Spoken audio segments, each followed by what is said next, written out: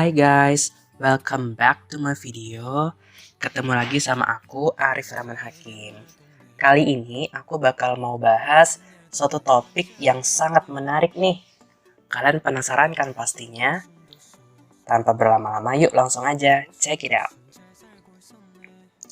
Nah, kali ini aku bakal mau bahas tentang forecasting atau prediksi nilai tukar mata uang rupiah terhadap dolar Amerika menggunakan metode single exponential smoothing. Nah, gimana sih isinya? Yuk langsung aja, kita mulai.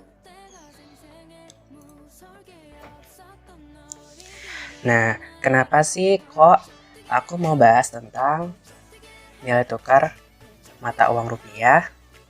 Nah, kita semua tahu sejak virus COVID-19 mewabah di Indonesia pada bulan Maret tahun 2020, banyak sektor di Indonesia yang mengalami dampak. Salah satunya yaitu sektor ekonomi. Namun, di era new normal ini, pemerintah dan beberapa lapisan masyarakat juga berusaha agar ekonomi negara kita mulai pulih. Nah, menurut beberapa peneliti seperti Chang dan Mikeller tahun 2012, Odenditan tahun 2006, Crouch tahun 95, dan Lim tahun 97, mereka menyatakan bahwa nilai tukar mata uang memiliki korelasi negatif yang signifikan terhadap pendapatan negara. Oleh karena itu, dapat kita asumsikan nilai tukar mata uang dapat menjadi indikator kondisi perekonomian negara. Lalu kenapa sih kok kita mau bahas tentang forecasting? Nah, forecasting itu kan kegiatan memprediksikan ya atau menduga suatu keadaan di masa depan berdasarkan data di masa lalu. Nah, proses prediksi ini dapat digunakan sebagai pertimbangan atau sistem pendukung keputusan dalam mengambil kebijakan atau strategi yang akan diambil. Nah, salah satu metode forecasting yang dapat kita gunakan yaitu single exponential smoothing. Nah, kenapa sih kok aku pilih single exponential smoothing kali ini?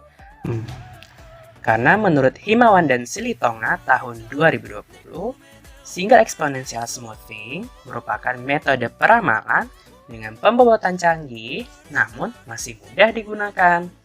Serta single exponential smoothing ini memiliki keuntungan, yaitu kita bisa melakukan forecasting hanya dengan sedikit pencatatan data di masa lalu. Nah, single exponential smoothing itu gimana sih? Nah, single exponential smoothing itu modelnya sebagai berikut, yaitu YT sama dengan alpha dikali X-1 ditambah 1 min alpha dikali YT min 1. Dengan YT merupakan hasil prediksi data pada waktu ke T. Sedangkan XT merupakan data aktual atau data asli pada waktu ke T. Dan alpha merupakan konstanta pemulusan. Nilainya terletak antara 0 sampai 1. Di sini initial conditionnya yaitu Y0-nya sama dengan X0. Nah, kenapa sih kok metode ini dinamakan single exponential smoothing? Dinamakan ada singlenya karena parameter yang kita gunakan hanya satu, yaitu alpha saja. Dinamakan eksponensial karena kalau kita teruskan rumus dari YT, yaitu alpha xt min 1 ditambah 1 min alpha yt min 1. Jika yt min 1-nya kita substitusikan kembali dan seterusnya, kita akan dapat yt sama dengan alpha xt min 1 ditambah 1 min alpha xt min 2 ditambah 1 min alpha kuadrat xt min 3 sampai 1 min alpha pangkat t x0. Di sini dapat kita lihat bahwa pembobotan dari masing-masing suku merupakan barisan eksponensial atau barisan geometri. Nah, kenapa kok dinamakan smoothing? Karena konstanta pemulusannya atau alfanya berkisar antara 0 sampai 1. Sehingga nilai dari 1 min alfa ini grafiknya akan cenderung smooth atau landai. Nah, beberapa langkah-langkah yang harus kita lakukan dalam melakukan metode single exponential smoothing. Yang pertama, kita cari datanya dulu. Lalu yang kedua, kita tentukan model dari single exponential smoothing-nya. Lalu kita tentukan beberapa nilai dari parameter alfa yang akan kita gunakan, dan kita uji deh modelnya pada data yang kita miliki. Lalu kita pilih model terbaik dengan membandingkan galatnya atau errornya. Nah, untuk data yang aku gunakan sendiri, aku pakai kurs rupiah terhadap US dollar periode 31 Januari tahun 2020 sampai 11 November tahun 2021. Datanya dapat diakses pada link berikut ya. Nah, aku tampilin sedikit nih datanya dan juga grafik dari data yang aku miliki. Setelah menentukan data, kita akan tentukan model dan juga parameter yang kita gunakan. Nah, di sini aku bakal pakai 9 nilai parameter berbeda, yaitu alfanya mulai dari 0,1 sampai 0,9 dan sesuai yang ada di tabel. Oleh karena itu, kita akan dapat 9 model seperti berikut ini. Nah, dari 9 model yang kita miliki, kita ujikan semuanya ke data yang kita miliki. Berikut hasil exponential smoothing dengan alfa 0,1.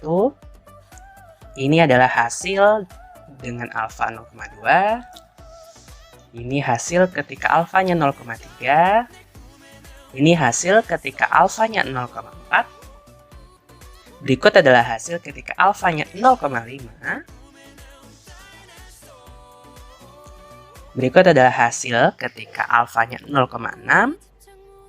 Ini adalah grafik dari model dengan alfanya 0,7.